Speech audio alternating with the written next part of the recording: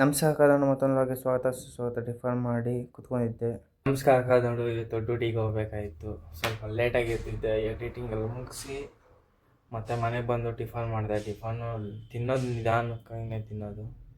ಇದು ಕುತ್ಕೊಂಡು ರೀಲ್ಸ್ ನೋಡ್ತಾಯಿದ್ದೆ.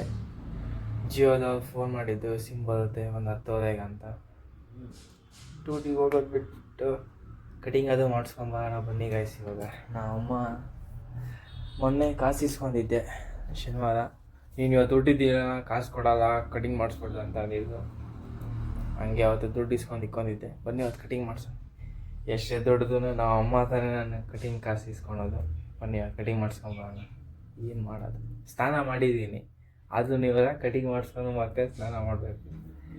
ಏನು ಹಿಂಸೆ ನೋಡಿ. ವಾಯ್ಸ್ ಕೇಳೋದು ಒಂದೇ. ದುಡಿಯೋ ಟೈಮಲ್ಲಿ ದುಡ್ದು ಏನು ದುಡ್ಡು ಮಾಡೋ ಟೈಮಲ್ಲಿ ಮಾಡಿಬಿಡಿ. ನೋಡಿದ್ದು ಮೊನ್ನೆ ನಿಲ್ಲಿಸಿದ್ದೆ. ಮೊನ್ನೆ ಚಾರ್ಜ್ ಹಾಕಿದ್ದೆ. ಮೊನ್ನೆಯಿಂದ ತೆಗ್ದೇ ಇಲ್ಲ ಗಾಡಿ, ಯಾವುದು ತೆಗ್ದಿಲ್ಲ, ಯಾವುದು ಮುಟ್ಟೇ ಇಲ್ಲ ಗಾಡಿ. ಅವಾಗೆಲ್ಲ ಬೆಳಗ್ಗೆ 4 ಗಂಟೆಗೆ ಹೋಗೋದು, ಆಮೇಲೆ 11:30 10 ಗಂಟೆಗೆ ಬರೋದು. ಫುಲ್ಲು ಫ್ರೀನೇ ಇರ್ತಾಯಿದ್ದಿಲ್ಲ. ನೈಟ್ ಚಾರ್ಜ್ಗೆ ಹಾಕೋದು, ಮತ್ತೆ ಚಾರ್ಜ್ ತೆಗಿಯೋದು, ಮತ್ತೆ ಗಾಡಿ ತೊಗೊಂಡು ಹೋಗೋದು.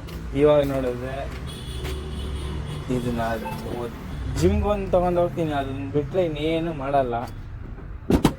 ಅವಾಗ ದುಡಿಯೋ ಟೈಮಲ್ಲಿ ತುಂಬ ಹೆಲ್ಪ್ ಮಾಡ್ತೀವಿ ಗಾಡಿ.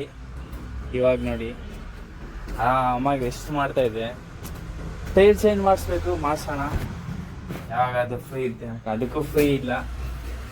ಏನು ಮಾಡೋದು, ಸಾಕಾಗೋಗುತ್ತೆ. ಬನ್ನಿ ಇವಾಗ ಕಟಿಂಗ್ ಮಾಡಿಸ್ಕೊಂಬರೋಣ.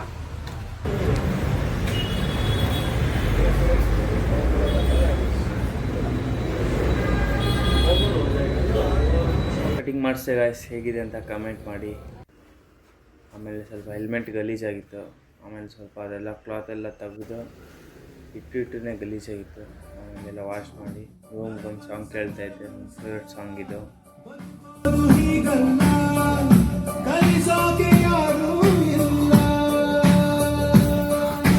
ಗಾಯ್ಸ್ ಬೆಳಗ್ಗೆ 11:30 ಬರ್ತೀನಿ ಅಂತ ಅಂದಿದ್ದು. ಇವಾಗ ಟೈಮು 6:10 ಇವಾಗ ಕಾಲ್ ಮಾಡಿದ್ದಾರೆ, ಬಂದಿದ್ದೀನಿ ಅಂದ್ಬಿಟ್ಟು. ಇವತ್ತು ಡ್ಯೂಟಿಗೆ ಬೇರೆ ಹೋಗಲಿಲ್ಲ. ಬನ್ನಿ ನೋಡೋಣ ಎಲ್ಲಿದ್ದಾವೆ.